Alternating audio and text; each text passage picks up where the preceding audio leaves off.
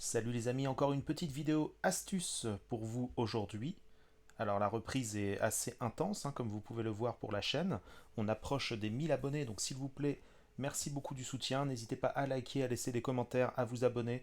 C'est très important et à rejoindre éventuellement le Patreon avec plein d'options. Je pourrai vous suivre sur vos lives pour vous aider dans vos projets personnels. Et donc on en reparle très bientôt de tout ça. Mais pour l'instant, vous voyez que je suis en train de matérialiser en 3D mon petit personnage, le robot coupeur de branches, que vous pouvez retrouver ici en 2D. Donc voilà, vous l'avez peut-être déjà aperçu sur mes réseaux sociaux. Vous pouvez rejoindre mon Instagram, etc. etc.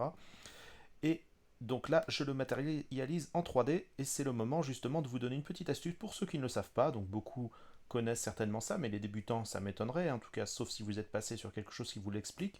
Mais en fait, voilà, là, on travaille donc sur un personnage qui comporte énormément d'objets. Et si je souhaite travailler précisément sur quelque chose en particulier sans m'embêter à devoir cacher les autres éléments les uns après les autres, donc déjà pour retrouver l'élément que j'ai sélectionné ici, vous placez votre curseur dans cette zone-là, vous appuyez sur le point et là vous retrouvez tout de suite l'élément et vous pouvez le cacher comme ça dans la vue courante ou au rendu sur l'appareil photo. Mais ce qu'on aimerait, c'est travailler sur un objet particulier, mais sans être obligé de tout cacher et de tout décacher par la suite, ce serait vraiment interminable. Et nous, on veut gagner du temps dans notre production de travail. Donc l'astuce toute simple, que certains doivent connaître, vous sélectionnez l'objet en question sur lequel vous souhaitez travailler, donc par exemple celui-là, et vous appuyez sur slash du pavé numérique. Et là tout de suite, tout le reste des objets est caché. Vous pouvez travailler tranquillement sur cet objet-là, passer avec tabulation en mode edit. Donc là, la précédente vidéo astuce, on revoit que je viens d'enregistrer, et ben on a les sélections ici pour ponter les éléments. Vous pouvez retrouver cette vidéo-là dans ma liste de vidéos. Je peux travailler précisément ici, bien tranquillement, etc., etc. Et dès que je souhaite faire réapparaître le reste, j'ai pas besoin de tout cacher, de tout décacher, etc. Il suffit simplement de rappuyer sur slash et tout réapparaît. Alors c'est vraiment super pratique.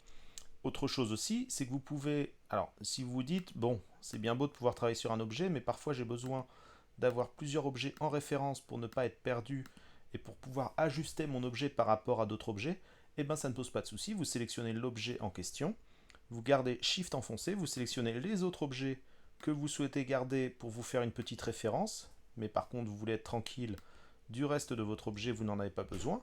Donc une fois que vous avez tous ces objets sélectionnés, vous appuyez sur slash du pavé numérique et ça va conserver les objets que vous avez sélectionnés au préalable, justement avant d'appuyer sur slash. Et vous pouvez désélectionner les objets en question pour travailler sur un objet particulier.